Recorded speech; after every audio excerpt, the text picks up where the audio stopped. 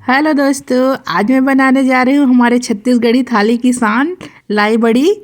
हमारे छत्तीसगढ़ में बहुत प्रसिद्ध है और बहुत टेस्टी लगता है। इसको आप साल भर तक रख सकते हैं और इसको तल के खा सकते हैं। और ये हमारे छत्तीसगढ़ में इसके बिना मेहमान नवाजी नहीं होती। कोई भी मेहमान आता है तो हम लोग ज़रूर इसको तलते हैं। लाई बड़ी, बिजौरी मिर्च, दही बोरे मिर्चा, ये सब हमारे छत्तीसगढ़ का बहुत प्रसिद्ध है। चलिए बनाते हैं। तो फिर ये है लाई। इसमें का धान वगैरह को सबको साफ़ कर लिए हैं और एकदम साफ़ सुथरा लाई है। अब इसको हम बहुत सारा पानी डाल के इसको धोने के लिए रखेंगे। नॉर्मल इसको धोना है, बहुत देर तक भिगाना नहीं है इसको। इस तरीके से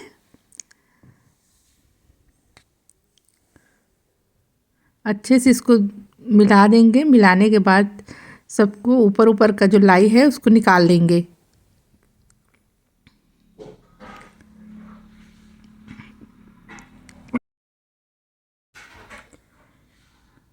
ये देखो, इसको ऐसी थोड़ी देर भिगा के रखेंगे।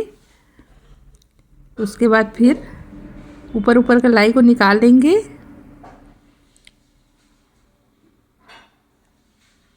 पानी नहीं रहना चाहिए इसमें ज़्यादा, फिर सूखने में परेशानी होता है, तो पानी नहीं रखेंगे इसमें ज़्यादा। ऐसे ऊपर ऊपर का लाई को निकालेंगे।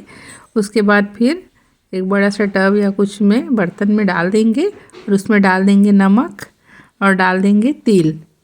नमक आप अपने स्वाद अनुसार डाल सकते हैं।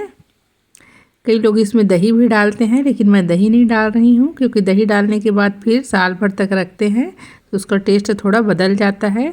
तो बिना दही का मैं बना रही हूँ। तो इस तरह से इसको अच्छे से मिक्स कर देंगे। हल्के हाथों से मिक्स करना है, इसको तोड़ना नहीं है। और फिर इस तरह से एक साफ़ सुथरा कपड़ा बिछा लेंगे। फिर इसमें बड़ी बना लेंगे छोटा छोटा।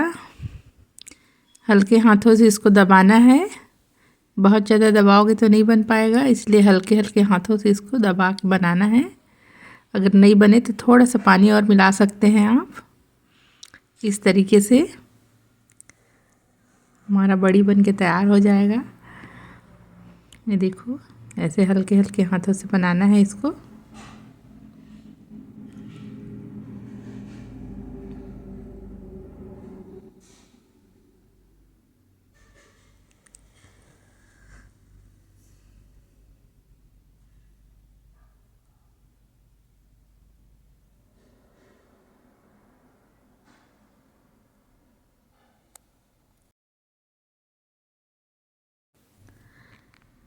इसी तरीके से सारे बड़ी को बना लेंगे। ये बन गया, थोड़ा सा ही बचा है। उसके बाद इसको 4-5 दिन अच्छे से धूप में सुखाना है और 2 दिन सूखने के बाद ही इसको पलटना है। पहले से पलट दोगे तो टूट जाएगा वो। तो इसको जब 2 दिन अच्छे से सूख जाएगा तब इसको निकालना है।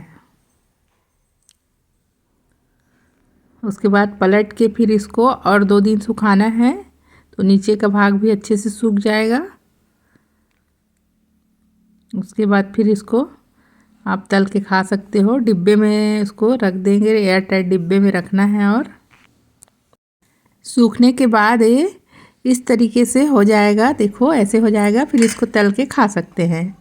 अगर मेरी रेसिपी अच्छी लगी तो प्लीज़ लाइक कमेंट ज़रूर कीजिए। और इसी तरह छत्तीसगढ़ी रेसिपी देखने के लिए मेरे पेज को फॉलो कीजिए और मेरे यूट्यूब चैनल को भी सब्सक्राइब कीजिए।